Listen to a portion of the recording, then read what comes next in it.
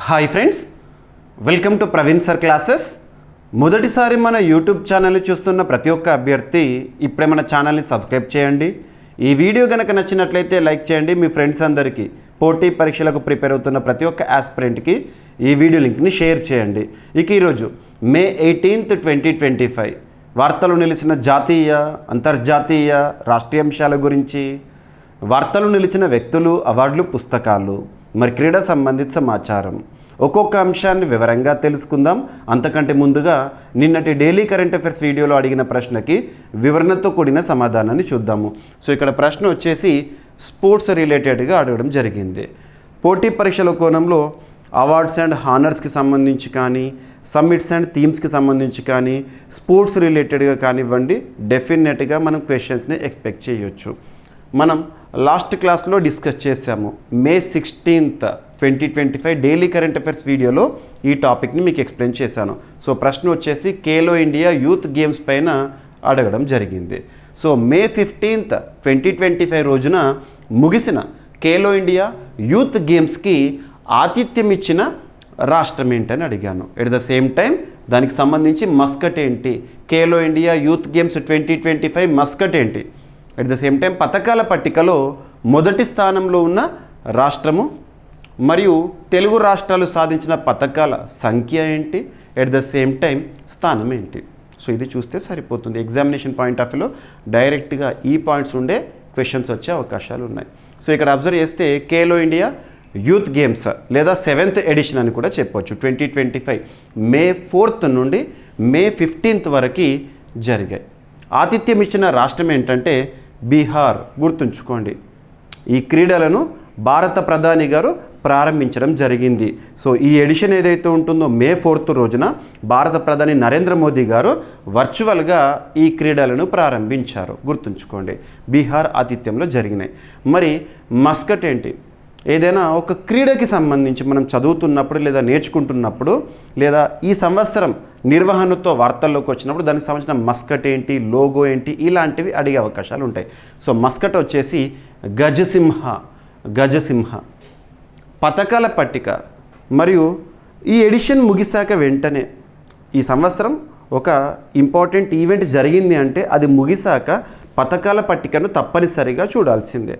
అలా పథకాల పట్టికలో ఏ రాష్ట్రం ఏ స్థానంలో ఉంది, లేదంటే ప్రపంచ స్థాయి క్రీడా ఈవెంట్ అయితే మన భారతదేశం యొక్క స్థానం ఏంటి, టాప్ పొజిషన్లో నిలిచిన దేశం ఏంటి పథకాల పట్టికలో, ఇలాంటివి చూడాలి.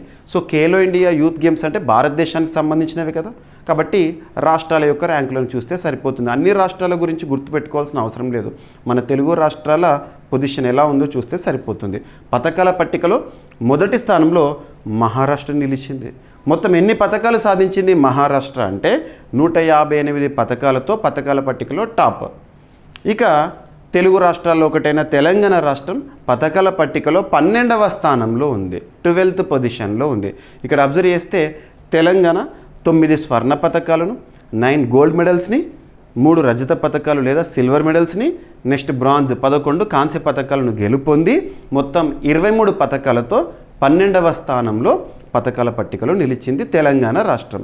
మరి ఆంధ్రప్రదేశ్ రాష్ట్రం విషయానికి వస్తే 18వ స్థానంలో ఈ ఈవెంట్లో నిలిచింది. సో ఇక్కడ అబ్జర్వ్ చేస్తే అందులో 3 స్వర్ణ పథకాలు, 11 రజత పథకాలు, 10 కాంస్య పథకాలు. పథకాల పట్టికలో మనము 18వ స్థానంలో చూసాం. యాక్చువల్గా ఆంధ్రప్రదేశ్ మొత్తం 24 మెడల్స్ని సాధించింది, 24 పథకాలు. అయినా కూడా తెలంగాణ 23, ఆంధ్రప్రదేశ్ 24 అయినా కూడా ఎందుకు పథకాల పట్టికలో వెనుకబడి ఉంది అంటే గోల్డ్ మెడల్స్ ఉంటాయి కదా, స్వర్ణ పథకాలను ఆధారంగా తీసుకొని ర్యాంకింగ్స్ అనేవి కేటాయిస్తూ ఉంటారు. గుర్తుంచుకోండి.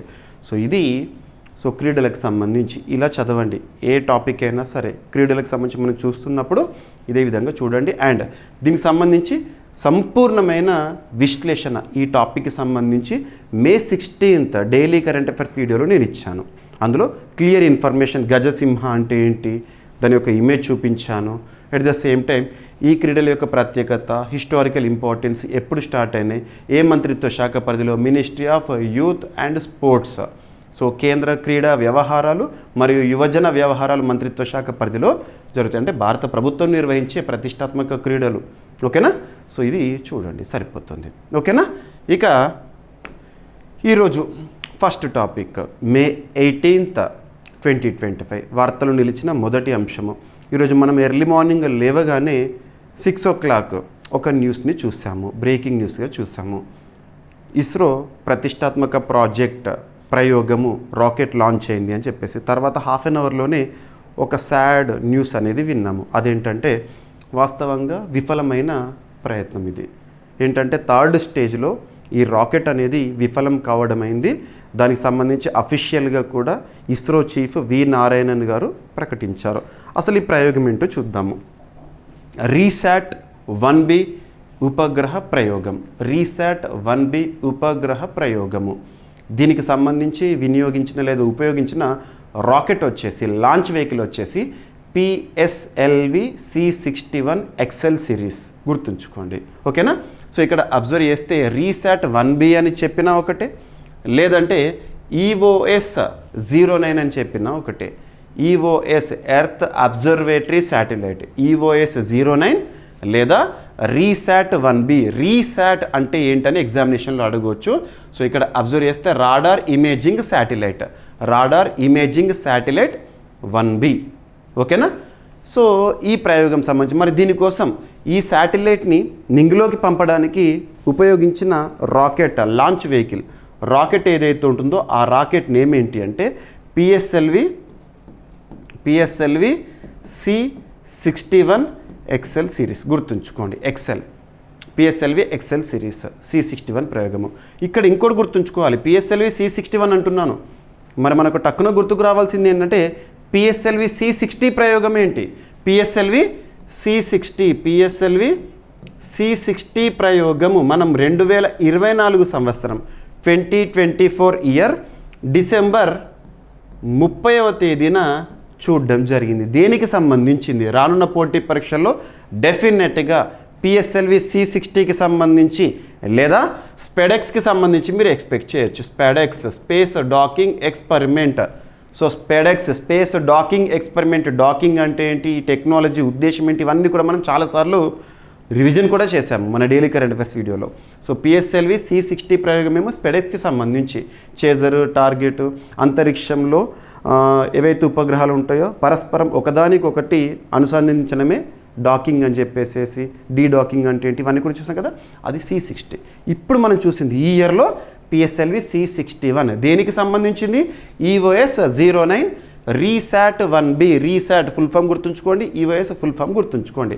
ఇస్రో ప్రతిష్టాత్మకంగా నింగిలోకి పంపిన రాకెట్ ఏమో PSLV C61. ఈ రాకెట్ లేదా లాంచ్ వెహికల్ ఏదైతే ఉంటుందో ఈ పార్ట్లో మనం పేలోడ్ని పంపిస్తాం. ముందు భాగంలో ఉంటుంది పేలోడ్, ఎందుకంటే వెనుక భాగం నుండి బర్నింగ్ చూస్తూ ఉంటాం, రాకెట్ మండుతుంది కదా. సో అలా స్టేజ్ 1, స్టేజ్ 2, స్టేజ్ 3. ఈరోజు ఈ ప్రయోగం ఏదైతే ఉంటుందో స్టేజ్ 3లో విఫలమైంది. ఏ స్టేజ్లో విఫలమైనా కూడా అనుకున్న లక్ష్యానికి చేరలేదు కాబట్టి ఈ ప్రయోగం అనేది విఫల ప్రయత్నంగానే మిగిలింది. దీనికి సంబంధించి అసలు ఏం జరిగిందో తదుపరిగా మేము తెలియజేస్తామని చెప్పేసి ఇస్రో ప్రస్తుత చైర్మన్ వి నారాయణన్ గారు తెలపడం జరిగింది, ఓకేనా? సో ఇక్కడ చూస్తే మరి దీనికి సంబంధించి బరువు ఏంటి, జీవితకాలం ఏంటి, ఇవన్నీ కూడా. సో శాటిలైట్ బరువు వచ్చేసి మరియు జీవితకాలం వచ్చేసి 5 years.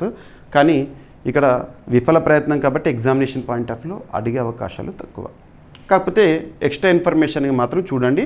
అండ్ ఇస్రో చేసే ప్రయోగాలు, లాంచ్ వెహికల్ ప్రయోగం అనగానే మనకి ఏ ప్రాంతం గుర్తుకు రావాలి?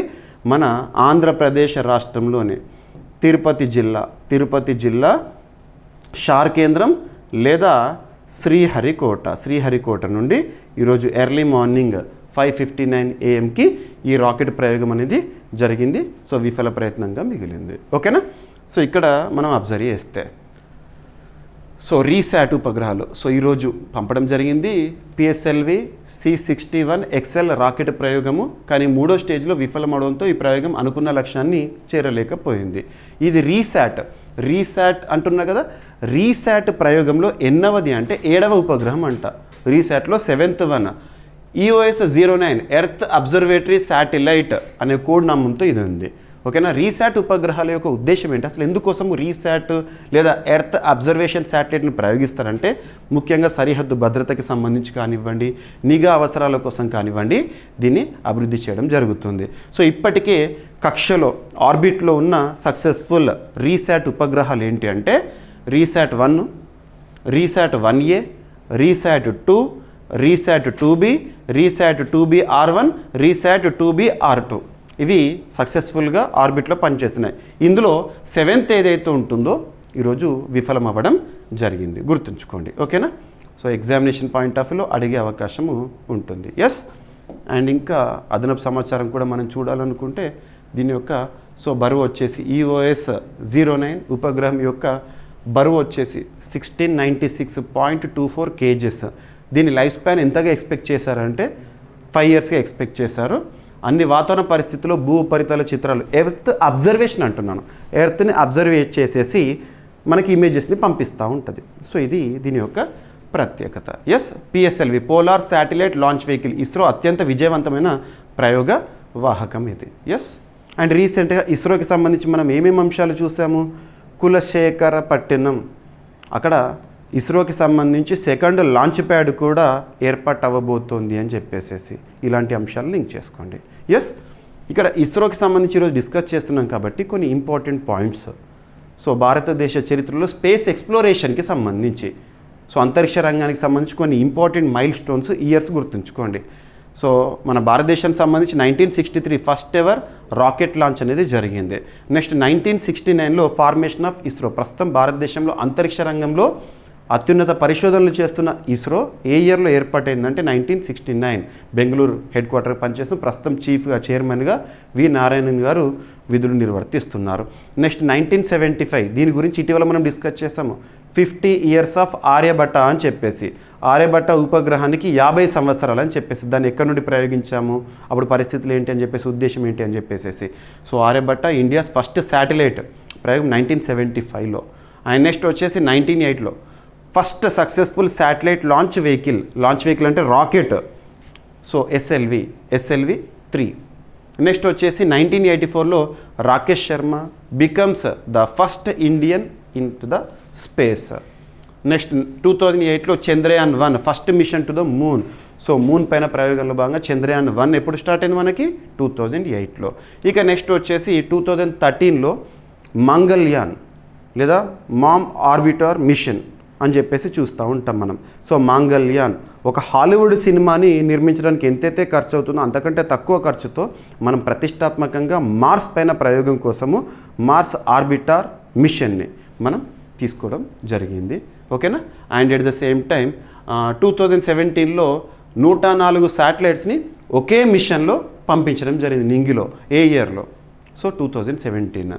అండ్ నెక్స్ట్ వచ్చేసి 2019లో చంద్రయాన్-2 సక్సెస్ఫుల్ లాంచింగ్ అనేది చూసాం మనము.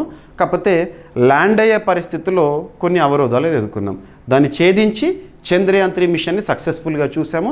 చంద్రయాన్-3 2023 ఆగస్టు 23 చంద్రుని యొక్క దక్షిణ ధ్రువంలో southern side of moon land అయిన మొట్టమొదటి దేశంగా భారతదేశం నిలిచింది జస్ట్ బికాజ్ ఆఫ్ చంద్రయాన్-3 గుర్తుంచుకోండి. విక్రమ్ ల్యాండర్ ల్యాండ్ అవ్వడం జరిగింది. సాఫ్ట్ ల్యాండింగ్, సేఫ్ ల్యాండింగ్ జరిగింది. ప్రజ్ఞాన్ రోయర్ పరిశోధనలు చేసింది. ఇవన్నీ కూడా మనం లింక్ చేసుకుంటే సరిపోతుంది. అందుకే ఆగస్టు 23ని నేషనల్ స్పేస్ డేగా మనం రికగ్నిషన్ చేయడం జరిగింది. శివశక్తి పాయింట్, ఇవన్నీ కూడా మీకు ఐడియా ఉండి ఉంటాయి. సో ఇది మన ఇండియా స్పేస్ ఎక్స్ప్లోరేషన్ సంబంధించి కొన్ని ఇంపార్టెంట్ మైల్ స్టోన్స్ ఈరోజు ఇస్రో గురించి చూసాం కాబట్టి వీటిని లింక్ చేసుకోండి. ఎనఫ్. ఓకేనా? ఇక నెక్స్ట్ రిపోర్ట్స్ అనేవి పోటీ పరీక్షల కోణంలో చాలా ఇంపార్టెన్స్తో ఉంటాయి. ఏ పోటీ పరీక్షన, ఏ స్థాయి పోటీ పరీక్షన, ఏదైనా రిపోర్ట్ గురించి మనం చూస్తున్నప్పుడు దేనికి సంబంధించి పాయింట్ చూడాలంటే ఆ రిపోర్ట్ యొక్క పేరేంటి. అంతర్జాతీయ స్థాయిలో విడుదలవుతుంది కానివ్వండి, జాతీయ స్థాయిలో విడుదలవుతుంది కానివ్వండి, వార్తలు నిలిచిన నివేదిక ఏదైతుందో దాని పేరేంటో చూడండి. Name of that particular report that is in news. Second, ఆ రిపోర్ట్ని ఎవరు రిలీజ్ చేయడం జరిగింది లేదా జరుగుతుంది. ఏ అంతర్జాతీయ సంస్థ లేదా ఏ జాతీయ సంస్థ రిలీజ్ చేసింది. ఆ జాతీయ సంస్థ యొక్క లేదా అంతర్జాతీయ సంస్థ యొక్క ప్రధాన కేంద్రం ఎక్కడ. నెక్స్ట్ ఆ నివేదికలో బేసిక్గా పోటీ పరీక్షల కోణంలో మనం కొన్ని గణాంకాలను గుర్తుపెట్టుకోవాల్సి ఉంటుంది. So enough. సో ఇక్కడ అబ్జర్వ్ చేస్తే FAO అంటే ఫుడ్ అండ్ అగ్రికల్చర్ ఆర్గనైజేషన్ ఐక్యరాజ్య సమితికి అనుబంధంగా పనిచేస్తున్న అంతర్జాతీయ సంస్థ. ఇక్కడ ఒక చిన్న ట్రిక్ అనుకోండి. ఫుడ్ అనే పదంతో ఏ అంతర్జాతీయ సంస్థ అయినా కూడా మనం చూస్తున్నామంటే మ్యాక్సిమం దాని యొక్క ప్రధాన కేంద్రం అనేది రోమ్ ఎక్కడ? ఇటలీలో ఉండే అవకాశాలు ఉంటాయి. So food and agriculture organization యొక్క హెడ్ క్వార్టర్ ఇక్కడ రోమ్. ఓకేనా. వారు రీసెంట్గా రిలీజ్ చేసిన నివేదిక మనం వార్తాపత్రికలు నిన్న మొన్న కూడా చూసాము. సో ఇక్కడ 2024 సంవత్సరం అంటే గడిచిన సంవత్సరంలో భయంకరమైన ఆకలి పరిస్థితులు అనేవి ప్రపంచంలో చోటు చేసుకున్నాయంట. ఆకలి పరిస్థితులు కొన్ని ప్రాంతాల్లో అయితే సేవియర్ ఫెమైన్ కండిషన్స్ ఉన్నాయంట. ఓకేనా. సో ఇక్కడ మరి రిపోర్ట్ పేరు ఏంటో చూద్దాం ఫస్ట్. సో రీసెంట్గా విడుదల చేసిన 2025 global report on food crisis ఆహార సంక్షోభానికి సంబంధించిన నివేదిక. ఎవరు రిలీజ్ చేశారు? ఫుడ్ అండ్ అగ్రికల్చర్ ఆర్గనైజేషన్ వారు ఈ 2025లో రిలీజ్ చేశారు. దాని ప్రకారం 2024లో పరిస్థితులు ఎలా ఉన్నాయో ఈ నివేదికలో పేర్కొన్నారు. 2024 ఇయర్లో ప్రపంచవ్యాప్తంగా కూడా 53 దేశాల్లో ఆహార సంక్షోభ పరిస్థితులు అనేవి దారుణంగా ఉన్నాయి. 53 దేశాల్లో 295 మిలియన్ల మంది తీవ్రమైన ఆహార పరిస్థితులను ఎదుర్కొంటున్నారు. ఆహార పరిస్థితులు, ఆహార సంక్షోభ పరిస్థితులను ఎదుర్కొంటారు. ఫుడ్ కూడా దొరకట్లేదంట. ఇది 2023తో పోలిస్తే 2023తో పోలిస్తే ఈ సంక్షోభ పరిస్థితులు ఎలా ఉన్నాయంటే 13.7 మిలియన్ల పెరుగుదలంట. ఇంకా పెరుగుతుంది. ప్రపంచంలో రానున్న రోజుల్లో సమస్యలు తగ్గాలంటే కొన్ని దేశాల్లో సమస్యలు పెరుగుతున్నాయి. కొన్ని దేశాలు అద్భుతమైన పురోగతి సాధిస్తూ ఉంటే కొన్ని దేశాలు అంధకారంలోకి పోతున్నాయి. దానివల్ల గ్లోబల్ యావరేజ్ కూడా తగ్గిపోతుంది. సో ఇక్కడ చూస్తే గతంతో పోలిస్తే ఆహార సంక్షోభ పరిస్థితులు ప్రపంచంలో పెరిగినాయని ఈ నివేదిక వెల్లడిస్తుంది. ఇది వరుసగా 6వ సంవత్సరం ఆహార సంక్షోభం అనేది పెరుగుతున్నట్టు FAO తెలపడం జరిగింది. ప్రధాన కారణాలు ఏంటి? ఆహార సంక్షోభం పెరగడానికి ఆహారం దొరకలేని పరిస్థితులు కొన్ని దేశాలు చూడడానికి కారణాలు ఏంటంటే మనం జనరల్గా చూడవచ్చు. యుద్ధాలు చాలామంది అంటారు యుద్ధం జరగాల్సిందే, యుద్ధం చేయాల్సిందే, మనం వాళ్ళతో యుద్ధం చేయాల్సిందే అని. యుద్ధం అనేది ప్రతి సమస్యకి పరిష్కారం కాదు. ఈరోజు ప్రపంచంలో మన భారతదేశం అనేది ఫాస్టెస్ట్ గ్రోయింగ్ ఎకానమీగా ఉంది. ప్రపంచం మొత్తం మన వైపు చూస్తుంది. ఇటువంటి పరిస్థితుల్లో మధ్యలో కొన్ని సంఘటనలు రావచ్చు. పక్క దేశం నుండి సమస్యలు సృష్టించవచ్చు కూడా వేరే దేశాలు. అటువంటి పరిస్థితుల్లో మన ఖర్చు మొత్తాన్ని కూడా యుద్ధం పైన పెట్టామనుకోండి, ఆర్థిక వ్యవస్థ మళ్ళీ వెనక్కి పడిపోతుంది. ఎట్ ద సేమ్ టైం ప్రాణ నష్టం. యుద్ధం అంటే ఏంటి? సైనికులను కూడా మనం కోల్పోతాము, ప్రజలను కోల్పోయే అవకాశాలు ఉంటాయి. సో యుద్ధం చేయకుండానే సమస్యకు పరిష్కారం వెతికే పరిస్థితుల కోసం మనం చూడాలి. అందుకోసం దౌత్యపరమైన మార్గాలను వెతకాల్సిందే. సో ఇక్కడ అబ్జర్వ్ చేస్తే యుద్ధాల వల్ల కానివ్వండి, అంతర్గత కలహాల వల్ల కానివ్వండి, ఎక్కువగా ఆహార సంక్షోభ పరిస్థితులు ముఖ్యంగా ఏ దేశాల్లో ఉన్నాయంటే Sudan, Gaza, South Sudan, Haiti, Mali ఈ ప్రాంతంలో ఎక్కువగా ఆహార సంక్షోభ పరిస్థితులు కారణాలు ఇవి.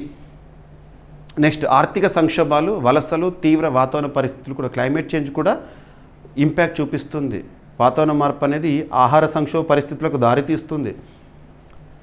FAO డైరెక్టర్ గారు రీసెంట్గా చెప్పారు, ఈ తక్షణ పరిస్థితులకు వెంటనే పరిష్కారం అనేది చూపకపోతే మరింత అంధకారంలోకి పోతుంది ప్రపంచం అని చెప్పేసి హెచ్చరిక కూడా చేస్తున్నారు. FAO 1945లో ఏర్పాటైన అంతర్జాతీయ సంస్థ, ఐక్యరాజ్య సమితికి అనుబంధంగా ఉంది.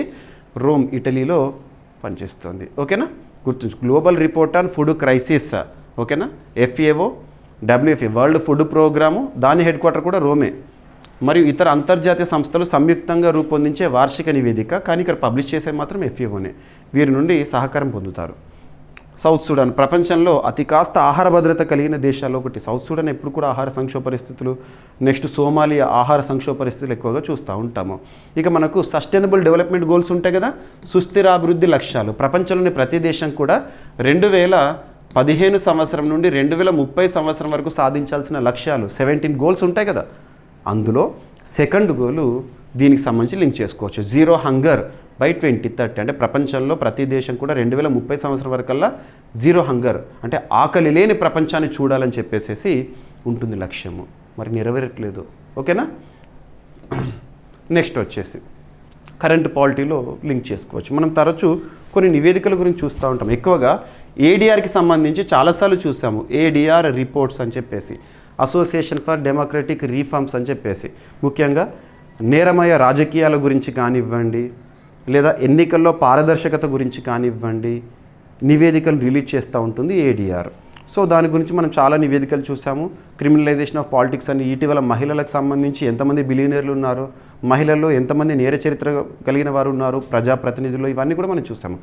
ఇక్కడ వేరొక సంస్థ PRS లెజిస్లేటివ్ రీసెర్చ్ అనే ఒక సంస్థ, PRS లెజిస్లేటివ్ రీసెర్చ్ అనే సంస్థ ఒక నివేదికను రిలీజ్ చేసింది. ఆ నివేదిక ప్రకారం ఏంటంటే భారతదేశంలో ఒక్కొక్క రాష్ట్రానికి అసెంబ్లీ అనేది ఉంటుంది. రాష్ట్రం అంటే ఖచ్చితంగా అసెంబ్లీ ఉండాలి. ఆ రాష్ట్రంలో ప్రజలచే ఎన్నికైన ప్రభుత్వము పరిపాలిస్తూ ఉంటుంది, ఎలక్టెడ్ గవర్నమెంట్.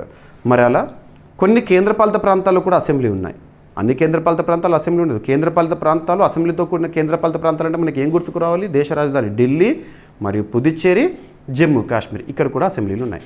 అలా అన్ని రాష్ట్రాల్లో అసెంబ్లీలు మరియు కేంద్రపాలిత ప్రాంతాల్లో కూడా అసెంబ్లీతో కూడిన కేంద్రపాలిత ప్రాంతాలు ఏవైతే వాటన్నిటిని కూడా కన్సిడర్ చేసేసి ఒక రిపోర్ట్ ఇచ్చారు.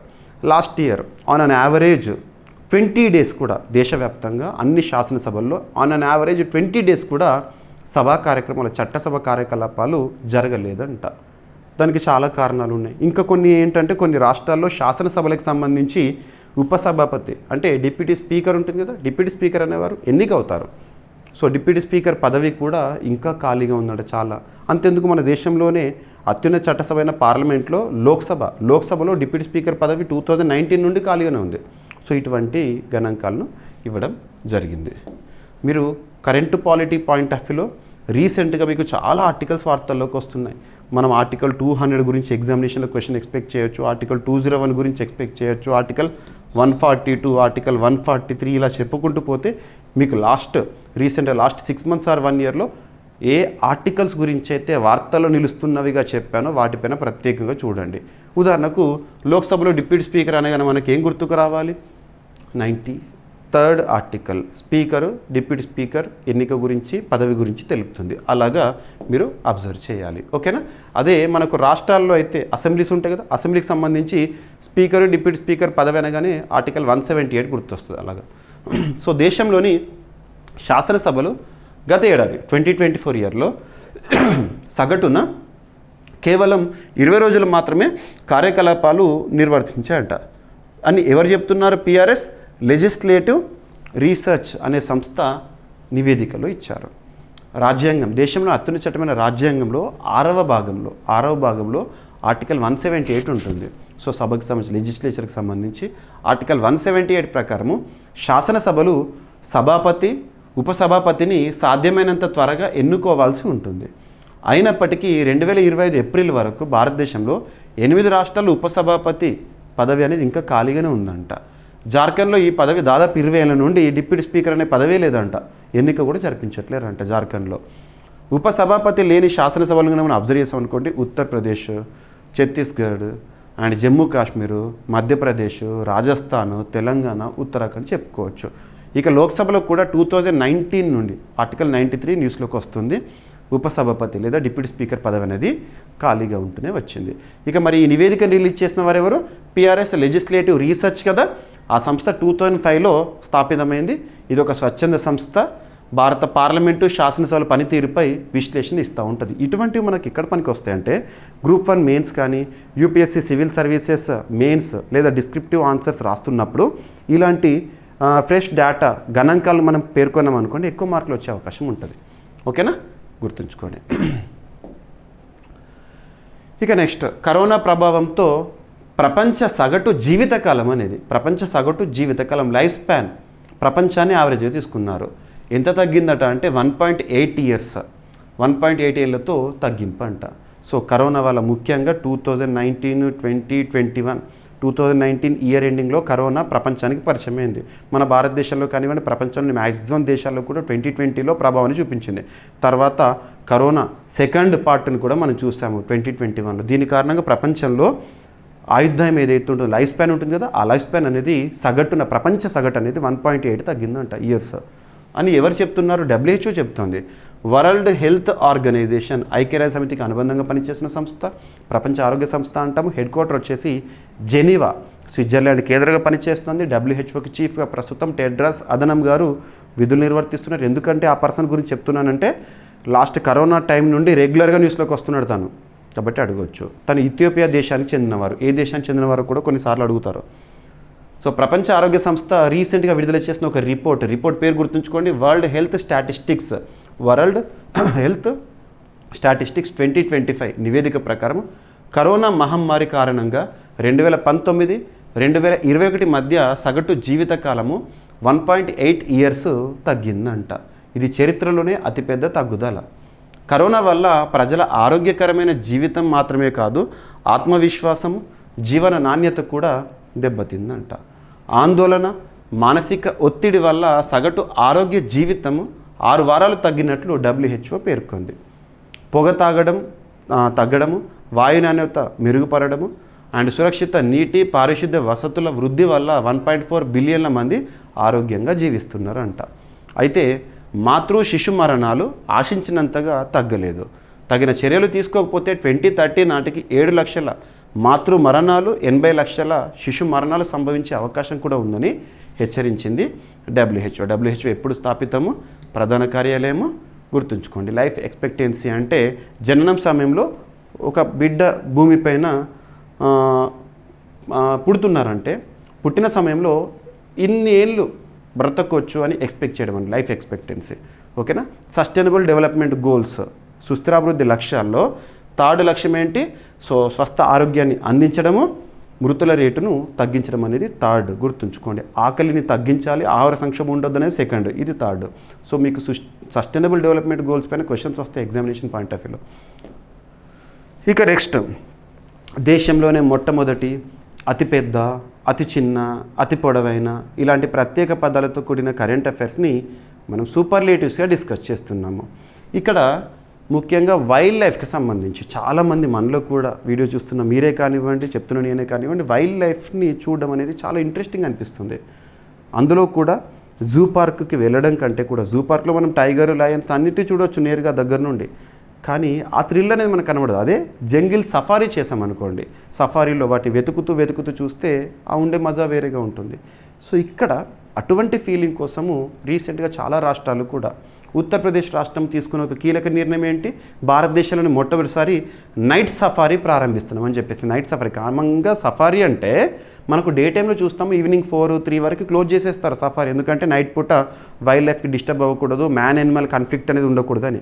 కానీ భారతదేశంలో మొదటిసారి యూపీ నైట్ సఫారీని కూడా ప్రారంభిస్తున్నట్టుగా రీసెంట్గా వార్తల్లోకి వచ్చింది. సింగపూర్ని ఆదర్శంగా తీసుకొని ఇలాంటివి చూస్తున్నాం. నెక్స్ట్, వైల్డ్ లైఫ్ సంబంధించి టెక్నాలజీని కూడా ఇటీవల కాలంలో చూస్తున్నాం. టెక్నాలజీ అంటే మధ్యప్రదేశ్లో పైలట్ ప్రాజెక్ట్ కింద కొన్ని ఫారెస్ట్లలో, కొన్ని రిజర్వ్స్లో అక్కడ ఆర్టిఫిషియల్ ఇంటెలిజెన్స్ ఆధారిత నిఘా వ్యవస్థను ఏర్పాటు చేస్తున్నారు. భూమిని ఆక్యుపై చేయడం కానివ్వండి, భూ ఆక్రమణ కానివ్వండి, పోచింగ్ కానివ్వండి, ఇటువంటి వాటిపైన నిరంతర నిఘా కోసం ఆర్టిఫిషియల్ ఇంటెలిజెన్స్ని మధ్యప్రదేశ్ రాష్ట్ర ప్రభుత్వము ఆ రాష్ట్రంలోని ఫారెస్ట్ ఏరియాలో ప్రవేశపెట్టింది. ఇటువంటివి చూస్తున్నాము. And at the same time మరొకసారి ఈరోజు యూపీ పర్యాటక రంగాన్ని మరింత ప్రోత్సహించడానికి ఇక్కడ విస్టాడోమ్ ట్రైన్ సర్వీసెస్ని ప్రారంభిస్తుంది. విస్టాడోమ్ అంటే నాకు తెలిసి మన ఆంధ్రప్రదేశ్ అభ్యర్థులకు, ముఖ్యంగా వైజాగ్ అభ్యర్థులకు తెలిసే ఉంటుంది. విస్టాడోమ్ మనకు వైజాగ్ టు అరకు వరకు విస్టాడోమ్ ట్రైన్ సర్వీస్ అనేది ఉంది. అదేంటి? ఒక ప్రయాణము. ఎందుకంటే ఈస్టర్న్ ఘాట్స్లో అందమైన ఆ సుందర దృశ్యాలు మనం ట్రైన్ నుండి డైరెక్ట్గా ఆ గ్లాసెస్ నుండి కనబడేలా ఒక ఆహ్లాదభరితమైన వాతావరణము. ఇక్కడ వైల్డ్ లైఫ్ కోసం, ఎక్స్క్లూజివ్గా వైల్డ్ లైఫ్ కోసం వన్యప్రాణులను వీక్షించడానికి ఫారెస్ట్ ఏరియాలో మొట్టమొదటిసారి విస్టాడోమ్ సర్వీసెస్ని ఉత్తరప్రదేశ్ రాష్ట్ర ప్రభుత్వం ప్రారంభించబోతోంది. అది ఇక్కడ టాపిక్. దేశంలో తొలిసారిగా ఉత్తరప్రదేశ్లో విస్టాడోమ్ జంగిల్ సఫారీ. ఇలా జంగిల్ నుండి ఏదైతే ఉంటుందో అటవీ ప్రాంతం ఉంటుందో అందులో నుండి ట్రైన్. ఆ ట్రైన్ ఎలా ఉంటుంది? కామన్ ట్రైన్లా కాకుండా పైన మొత్తం గ్లాస్ ఛాంబర్, ఎటువైపున చూసిన 360 డిగ్రీస్లో మొత్తం కూడా మనం ఓపెన్ ఏరియాలోనే ఉన్నట్టుగా కనిపించే ఒక ఆహ్లాదభరిత వాతావరణాన్ని తీసుకొస్తున్నారు. పర్యాటక రంగాన్ని అభివృద్ధి చేయడం ఇవన్నీ కూడా. ఉత్తరప్రదేశ్లో ప్రస్తుతం బీజేపీ అధికారంలో ఉంది. ముఖ్యమంత్రిగా యోగి ఆదిత్యనాథ్ గారు ఉన్నారు. ఉత్తరప్రదేశ్ రాష్ట్రం గురించి ఇటీవల మనం చాలా అంశాలు చూసాము. లక్నోలో మనం బ్రహ్మోస్ మిసైల్ తయారీ యూనిట్ రీసెంట్గా ప్రారంభమైంది. ఇలాంటివి లింక్ చేసుకోండి. ఉత్తరప్రదేశ్ ప్రభుత్వం దేశంలోనే తొలిసారిగా విస్టాడోమ్ కోచ్తో కూడిన జంగిల్ సఫారీని లేదా ట్రైన్ సర్వీస్ని ప్రారంభించింది. ఈ రైలు కటర్నియా ఘాట్ వన్యప్రాణి అభయారణ్యం నుంచి, ఫారెస్ట్ నుంచి దుధ్వా టైగర్ రిజర్వ్ వరకు ప్రయాణిస్తుందంట. ఆ మధ్య ప్రాంతం మొత్తం కూడా మనకు ఫారెస్ట్ ఏరియానే. పర్యాటకోద్దేశం ప్రాజెక్టు ద్వారా అడవి అందాలను సుందరంగా వీక్షించే అవకాశం అనేది కలుగుతుందంట. గుర్తుంచుకోండి. ఓకేనా? విస్టాడోమ్ గ్లాస్ రూఫ్ కోచ్లు ఏవైతే ప్రయాణికులకు 360 డిగ్రీస్ అద్భుతమైన దృశ్యాన్ని చూసే అవకాశాన్ని కల్పిస్తుంది. కటర్నియా ఘాట్ వన్యప్రాణి అభయారణ్యం అనేది ఉత్తరప్రదేశ్ రాష్ట్రంలోని బహ్రైచ్ డిస్టిక్లో ఉంది. ఇది యునెస్కో మ్యాన్ అండ్ బయోస్ఫియర్ రిజర్వ్లో భాగము. యునెస్కో మ్యాన్ అండ్ బయోస్ఫియర్లో మన భారతదేశం నుండి ఇప్పటివరకు 12 చోటు పొందినాయి. మొత్తం బయోస్ఫియర్ రిజర్వ్స్ ఏమో 18 భారతదేశంలో, అందులో 12 మ్యాన్ అండ్ బయోస్ఫియర్ ప్రోగ్రాంలు ఉన్నాయి. వాటి గురించి కూడా మీకు నేను డైలీ కరెంట్ అఫైర్స్ వీడియోలో ఒకరోజు క్వశ్చన్కి ఆన్సర్ ఎక్స్ప్లెయిన్ చేస్తాను. చూడండి, ప్రతిరోజు నేను ఇస్తున్న కరెంట్ అఫైర్స్ వీడియోని చూడండి, ఒక్కరోజు కూడా మిస్ అవ్వకండి. డైలీ కరెంట్ అఫైర్స్ నేర్చుకోవడం అనేది ఒక అలవాటుగా మార్చుకోండి. మన నిజ జీవితంలో కూడా కొత్త విషయాలు తెలుసుకుంటే మనకు దక్కే గుర్తింపు కూడా వేరేలా ఉంటుంది, అద్భుతంగా ఉంటుంది. ఓకేనా? సో ఇక కరెంట్ అఫైర్స్ మీ పోటీ పరీక్షల్లో మనం అబ్జర్వ్ చేస్తే చాలా కీలక పాత్ర పోషిస్తుంది. కరెంట్ అఫైర్స్ కోణంలో ఏదో 15-20 మార్కులు వస్తాయని కాదు, జనరల్ స్టడీస్లో కూడా మ్యాక్సిమం స్కోరింగ్ చేయొచ్చు. మీకు ఇక్కడ ఇచ్చే టాపిక్ ఏదో వార్తల్లో కనిపించిన అంశాన్ని ఇవ్వట్లేదు, దానికి జనరల్ స్టడీస్ని కూడా లింక్ చేస్తూ ఇస్తున్నాను. కాబట్టి మీకు మ్యాక్సిమం స్కోరింగ్ అనేది ఉంటుంది. డైలీ చూడండి. Dudhwa tiger reserve. So Dudhwa tiger reserve అని మనకు క్యాట్స్ గుర్తింపు ఉంది. అది so conservation assured tiger standards. ఇది ఫిలిభిత్ అండ్ లఖింపూర్ కేర్ జిల్లాలో ప్రముఖ టైగర్ రిజర్వ్. ఎస్, సరిపోతుంది. విస్టాడోమ్ కోచ్ అంటే ఏంటంటే పారదర్శకమైన పైకప్పు, గ్లాస్ ఉంటుంది, పెద్ద కిటికీలు ఉంటాయి, భద్రమైన రివాల్వింగ్ సీట్స్ ఇవన్నీ కూడా ఉంటాయి.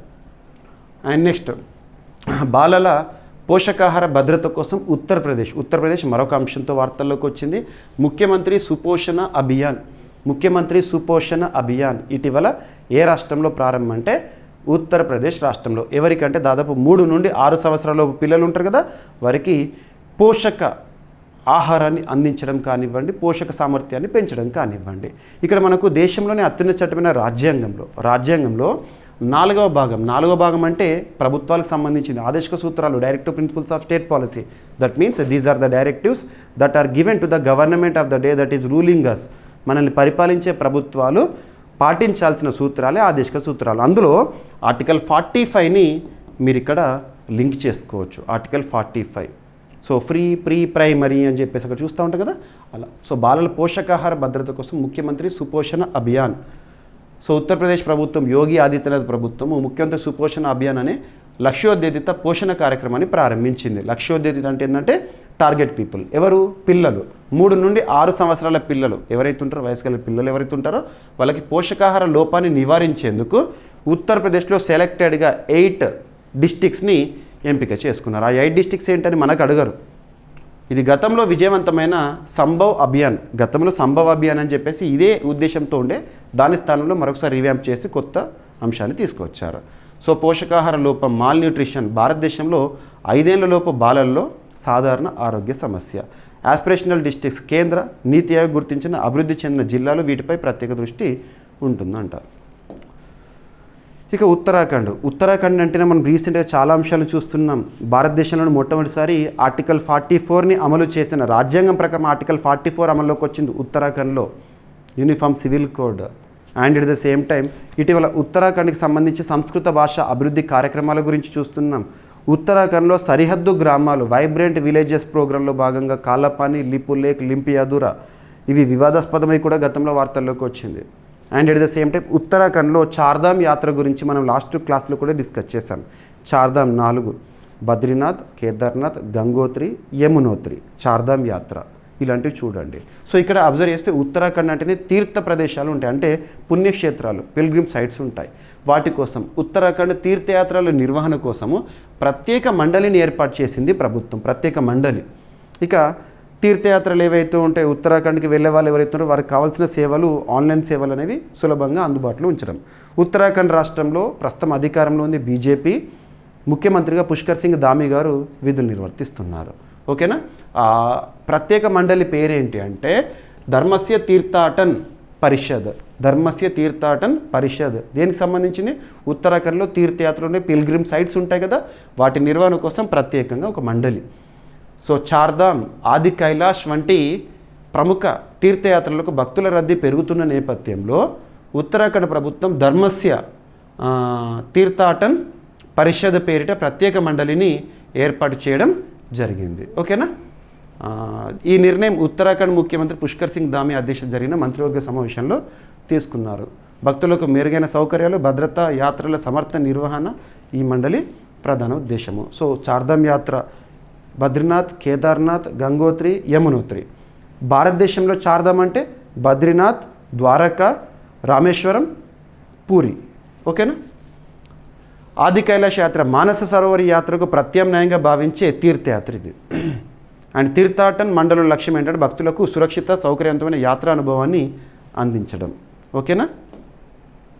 ఇక నెక్స్ట్ ఢిల్లీ పోలీస్ వారు ప్రత్యేకంగా ప్రారంభించిన ఒక ఇనిషియేటివ్ స్కూల్ డ్రాప్అవుట్స్ అనేవి మనం చూస్తూ ఉంటాం. ముఖ్యంగా ప్రభుత్వ పాఠశాలలో డ్రాప్అవుట్స్ పెరుగుతున్నాయని ఇలాంటివి.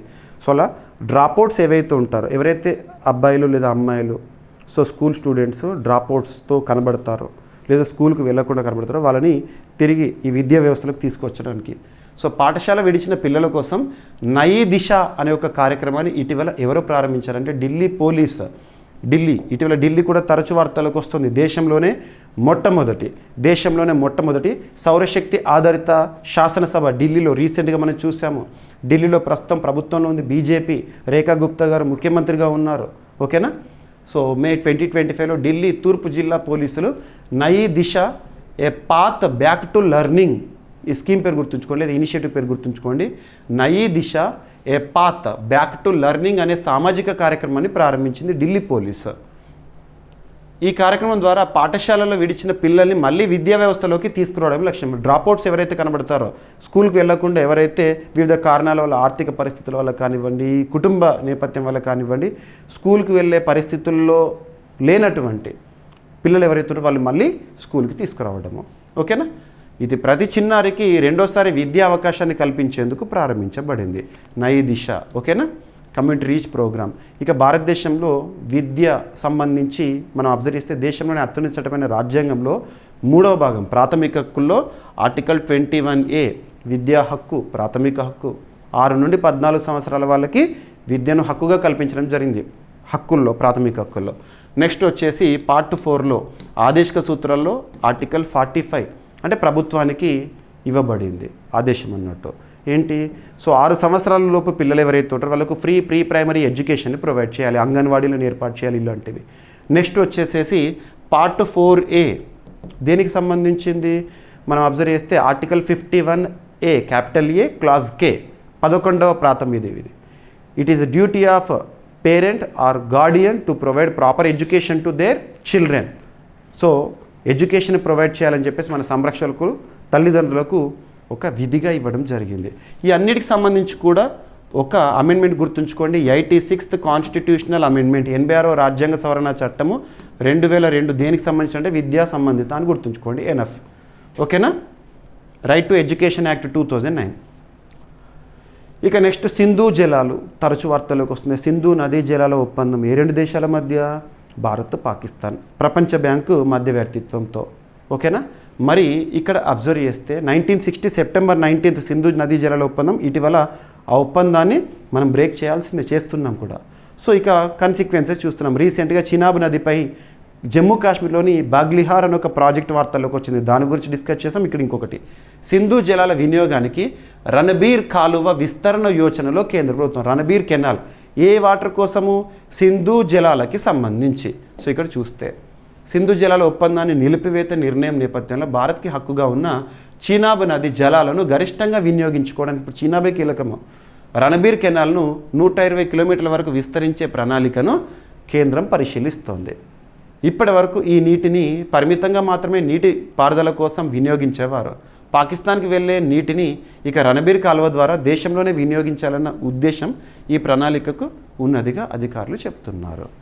ఇప్పటికే కరువా, రావి అండ్ పరాగ్వాల్ కాలువలో పూడిక తీత పనులు ప్రారంభమయ్యాయి. అదనంగా సింధు జలాలతో జల విద్యుత్ ఉత్పత్తిని 3000 మెగావాట్లకు పైగా పెంచాలని కేంద్రం లక్ష్యంగా పెట్టుకుంది. గుర్తుంచుకోండి. ఇటీవల కాలంలో రివర్స్ కానివ్వండి ఏవైనా వార్తలకు వస్తే చూడండి. ఉదాహరణ తీసుకుంటే మహారాష్ట్ర మధ్యప్రదేశ్ 2 రాష్ట్రాల మధ్య కూడా రీసెంట్గా తపతి నదీ జలాల విషయంలో ఒప్పందం జరిగింది. అండ్ నిన్నటి క్లాస్లో చూసాం మనము కాళేశ్వరం ప్రాజెక్ట్కి సంబంధించి PC ఘోష్ కమిషన్ నివేదిక పూర్తయింది అని చెప్పేసి ఇలాంటివి లింక్ చేసుకోండి. ఓకేనా. ఎస్. భారతదేశంలో ఔషధాలు మరియు వైద్య పరికరాల కోసము ఫిజీ దేశంతో ఒప్పందము. భారతదేశం నుండి ఔషధాలు మరియు పరికరాలు పొందేందుకు ఫిజీ దేశం ఒప్పందం కుదుర్చుకుంది. ఫిజీ మీరు మ్యాప్లో చూస్తే ఏదైనా ప్రాంతం గురించి చూపించినప్పుడు మీకు మ్యాప్ పాయింటింగ్ అని చెప్తున్నాను. ఫిజీ. ఓకేనా. ఫిజీ సింపుల్గా ఆస్ట్రేలియా ఈ ఓషియానియా ప్రాంతంలో ఉంటుంది. సదర్న్ పసిఫిక్ ఓషన్ ప్రాంతంలో ఒక చిన్న దేశం, దీవుల దేశం. ఓకేనా. సో భారత్ ఫిజీ ఒప్పందము. సో ఫిజీ విషయానికి వచ్చేస్తే దక్షిణ పసిఫిక్ సముద్రంలో మహాసముద్రంలోని ఒక ద్వీపదేశం, రాజధాని సువా, కరెన్సీ ఫిజీ డాలర్. ఇది జీకే పాయింట్. టాపిక్ ఏంటి? రీసెంట్గా ఫిజీ ప్రభుత్వం భారత ప్రభుత్వంతో ఆరోగ్య రంగ సహకారం కోసం ఒక అవగాహన ఒప్పందంపై సంతకం చేసిందంట. ఈ ఒప్పందంపై ఫిజీ వైద్య మంత్రిత్వ శాఖ మరియు భారతదేశానికి సంబంధించి ఒప్పందం జరిగింది. ఒప్పందం ప్రకారం ఫిజీ భారతీయ తయారీదారుల నుంచే ఔషధాలు మరియు వైద్య పరికరాలు నేరుగా కొనుగోలు చేయనుంది. గుర్తుంచుకోండి, ఇది ఇంపార్టెంట్. భారతీయ మ్యానుఫ్యాక్చరర్స్ ఉంటారు కదా, మన ఫార్మా కంపెనీస్ కానీ, వీటి నుండి నేరుగా ఔషధాలు మరియు వైద్య పరికరాలు కొనుగోలు చేసేందుకు ఫిజీకి ఇప్పుడు వెసులుబాటు దొరికింది ఈ ఒప్పందం ద్వారా. అంతేకాకుండా ఫిజీ వైద్య సిబ్బంది కోసం శిక్షణ కార్యక్రమాలు అండ్ సామర్థ్యాభివృద్ధి చర్యలు కూడా ఇందులో భాగంగా ఉంటాయంట. ఓకేనా, గుర్తుంచుకోండి. ఎస్, ప్రపంచంలో అతిపెద్ద ఔషధ ఉత్పత్తి దేశాల్లో భారతదేశం కూడా ఒకటి. అందులో ఇక జనరిక్ మెడిసిన్స్ వెరీ ఇంపార్టెంట్. ఇక మరొక అంశము, భారతదేశంలో జాతీయ స్థాయి అంటే నేషనల్ ఇంపార్టెన్స్తో నౌకా మరమ్మతుల క్లస్టర్ల కోసం కొచ్చిన్ షిప్ యార్డ్ అనేది సేవలు అందిస్తుంది. కొచ్చిన్ షిప్ యార్డ్ అంటే కేరళ. ఇటీవల కేరళకు సంబంధించి మనము విజిజం ట్రాన్స్పోర్ట్ గురించి చూసాము. మే 1, 2 తేదీల్లో భారత ప్రధాని నరేంద్ర మోదీ గారు మహారాష్ట్ర, కేరళ, ఆంధ్రప్రదేశ్ 3 రాష్ట్రాల పర్యటనలో భాగంగా విజిజం పోర్ట్ని మే 2 రోజున ఆవిష్కరించారు. ఇవి ఇంపార్టెంట్, లింక్ చేసుకోండి. సో ఇక్కడ రీసెంట్గా కేరళ బ్యాక్ వాటర్స్ లేదా కోస్టల్ ఎరోజన్కి అడ్డుకట్ట వేయడానికి జియో ట్యూబింగ్ అనే అంశం గురించి కూడా మీకు చెప్పాను. National institute of ocean technology వారు డెవలప్ చేసిన కాన్సెప్ట్, లింక్ చేసుకోండి. సో భారతదేశంలో జాతీయ స్థాయి నౌకా మరమ్మతుల క్లస్టర్ల కోసము కొచ్చిన్ షిప్ యార్డ్ అనేది సేవలు అందిస్తుందంట. మే 2025లో కొచ్చిన్ షిప్ యార్డ్ లిమిటెడ్ మరియు యూఏకి చెందిన డ్రైడాక్స్ వరల్డ్ యూఏకి చెందింది. ఏదైనా విదేశీ సంస్థల వార్తలోకి వచ్చిందంటే ఆ విదేశీ సంస్థ ఏ దేశానికి చెందిందో చూడండి. అనుబంధ సంస్థలు భారతదేశంలో ప్రపంచ స్థాయి నౌకా మరమ్మతుల క్లస్టర్ల అభివృద్ధి కోసం వ్యూహాత్మక భాగస్వామ్య ఒప్పందాన్ని కుదుర్చుకున్నాయంట. ఈ ఒప్పందం ఏప్రిల్ 2025లో దుబాయ్ క్రౌన్ ప్రిన్స్ ఆధ్వర్యంలో సందర్శన సందర్భంగా జరిగింది. ఇప్పుడు అమల్లోకి రావడం జరిగింది. కొచ్చిన్ షిప్ యార్డ్ లిమిటెడ్ భారత ప్రభుత్వ నౌకా నిర్మాణ మరమ్మతుల సంస్థ, కేరళలోని కొచ్చిలో ఉంది. గుర్తుంచుకోండి. Ministry of ports, shipping, waterways ప్రస్తుతం కన్సర్న్ మినిస్టర్గా కేంద్ర మంత్రిగా సర్బానంద సోనోవాల్ గారు విధులు నిర్వర్తిస్తున్నారు. ఇక సూపర్లేటివ్, మొట్టమొదటి అతిపెద్ద, అతి చిన్న, అతి పొడవైన సూపర్లేటివ్ కదా. సో ఇక్కడ భారతదేశంలోని అతి పొడవైన రైల్ ఫ్లైఓవర్ గర్డర్ను మహారాష్ట్రలో ప్రారంభించిందంట ఒక సంస్థ. ఇండియాస్ లాంగెస్ట్ రైల్ ఫ్లైఓవర్ ఇక్కడ మహారాష్ట్రలో. ఎవరు ప్రారంభించారు? NF. So dedicated freight corridor corporation of India limited. Dedicated freight corridor corporation of India limited రీసెంట్గా మహారాష్ట్రలోని కలంబోలిలో భారతదేశంలోని అతి పొడవైన ది లాంగెస్ట్ రైల్ ఫ్లైఓవర్ గర్డర్ని విజయవంతంగా ప్రారంభించింది. ఇది జవహర్లాల్ నెహ్రూ పోర్ట్ ట్రస్ట్ మరియు నీల్జే సెక్షన్లోని వెస్టర్న్ డెడికేటెడ్ ఫ్రైట్ కారిడార్లో భాగంగా నిర్మించబడింది.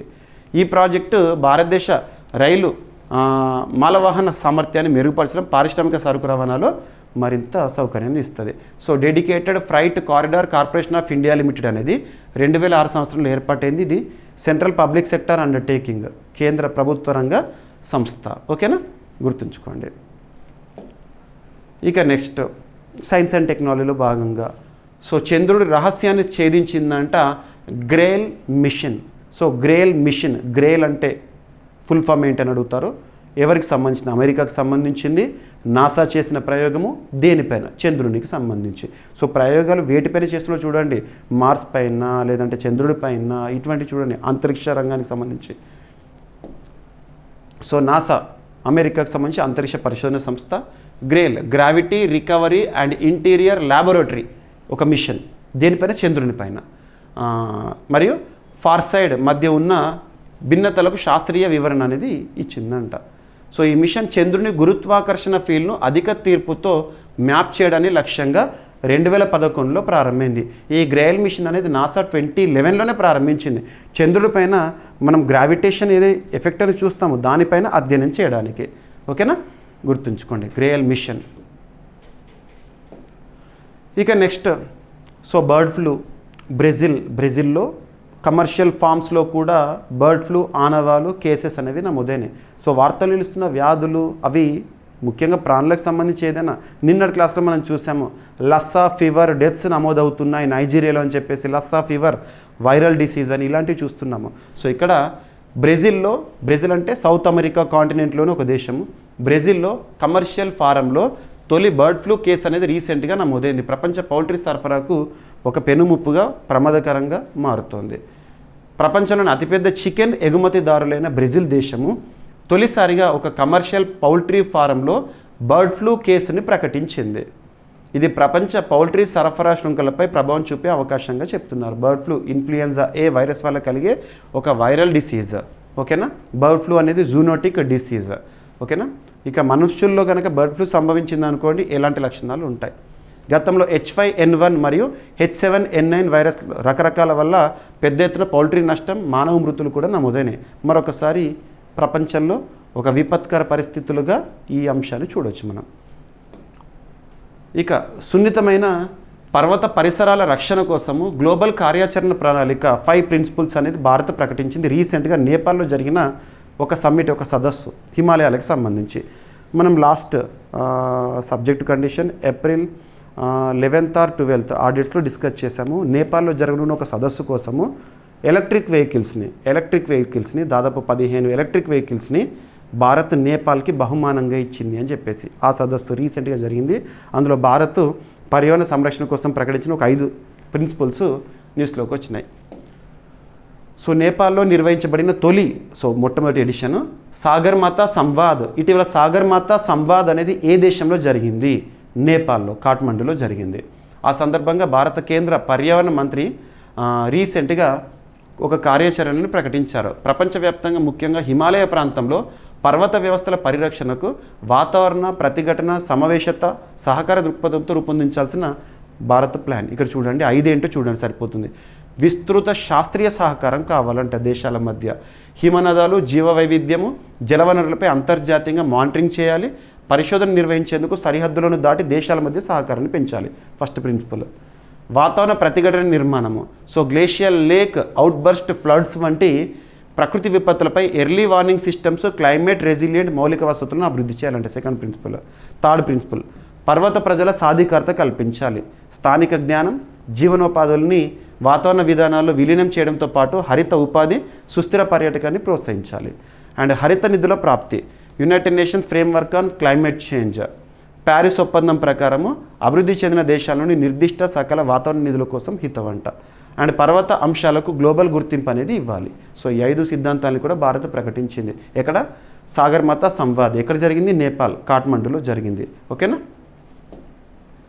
ఇక నెక్స్ట్ మనం లాస్ట్ 2023 ఇయర్ నుండి ఇజ్రాయెల్ కంట్రీని చూస్తున్నాం. ఇజ్రాయెల్ పాలస్తీనా సంక్షోభ పరిస్థితులు, హమాస్ దాడులు అని చెప్పేసేసి. సో ప్రస్తుతం ఇజ్రాయెల్కి ఏఐ సాంకేతికత విషయంలో మైక్రోసాఫ్ట్ చేసిన ఒక స్టేట్మెంట్. సో ఇజ్రాయెల్ సైన్యానికి ఆర్టిఫిషియల్ ఇంటెలిజెన్స్ ఆధారిత సాంకేతికత కలిగిన అంశాలను ఇచ్చామని చెప్పేసి మైక్రోసాఫ్ట్ తొలిసారిగా అంగీకరించిందంట. Israel very very important. వాస్తవంగా రక్షణ పరంగా ఇజ్రాయెల్ చాలా పవర్ఫుల్ కంట్రీ. ఇజ్రాయెల్ చిన్న దేశమే కానివ్వండి, చుట్టూ 10ల సంఖ్యలో ముస్లిం కంట్రీస్ ఉన్నా కూడా ఇజ్రాయెల్ ఏకతాటిపైన ఒకటే ఏలుతుంది వాస్తవానికి ఆ ప్రాంతంలో. కారణం ఏంటంటే వారి టెక్నాలజీ, ఇజ్రాయెల్ టెక్నాలజీ కానివ్వండి, ఇజ్రాయెల్ రక్షణ రంగం కానివ్వండి, ఈవెన్ మన భారతదేశం కూడా రక్షణ రంగ అవసరాలు తీర్చుకోవడం భాగంగా ఇజ్రాయెల్ పైన ఆధారపడుతుంది. సో ఇక్కడ ఇజ్రాయెల్కి సంబంధించి ఇజ్రాయెల్కి ఐరన్ డోమ్ ఉంది గుర్తుంచుకోండి. మైక్రోసాఫ్ట్ సంస్థ తొలిసారిగా ఇజ్రాయెల్ సైన్యానికి తమ ఏఐ మరియు క్లౌడ్ టెక్నాలజీ అందించామని అధికారికంగా బ్లాగ్ పోస్ట్ ద్వారా వెల్లడించింది. హమాస్ చెరలో ఉన్న బందీలను గుర్తించేందుకు ఈ సాంకేతికత ఉపయోగించిందని పేర్కొంది. అయితే గాజా ప్రజలపై హానికరంగా వాడిందన్న ఆరోపణలకు ఎలాంటి నిర్దిష్ట సాక్ష్యాలు లేవని మైక్రోసాఫ్ట్ చెప్పింది. మైక్రోసాఫ్ట్ అంటే అమెరికాకు చెందిన ప్రఖ్యాత సాఫ్ట్వేర్. ఓకేనా.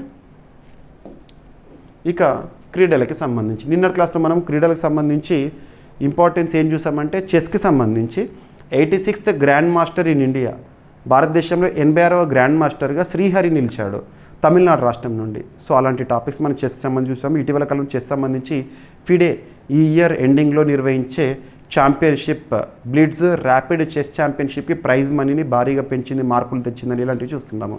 సో ఇక్కడ అబ్జర్వ్ చేస్తే grand chess tour super bet classic విజేతగా నిన్న ముగిసిన టోర్నీ విజేతగా తమిళనాడు చెందిన ప్రజ్ఞానంద న్యూస్లో ఉన్నాడు. So R Praggnanandhaa wins super bet chess classic secures first ever అని చెప్పేసి చెప్పచ్చు. సో భారత యువ గ్రాండ్ మాస్టర్ ఇటీవల రొమేనియాలో జరిగిన ఏదైనా క్రీడా గురించి చూస్తే ఎక్కడ జరిగిందో చూడాలి. రొమేనియాలో జరిగిన super bet classic chess tournament 2025లో విజేతగా నిలిచాడు. ఈ టోర్నీ గ్రాండ్ చెస్ టూర్లో భాగంగా నిర్వహించబడింది. ఓకేనా. టాప్ 10 గ్రాండ్ మాస్టర్లు పాల్గొనే ఈ పోటీలో 9 రౌండ్ల తర్వాత ప్రజ్ఞానంద ఫ్రాన్స్కి చెందిన వ్యక్తి పైన గెలుపొంది టోర్నీ విజేతగా నిలిచాడు.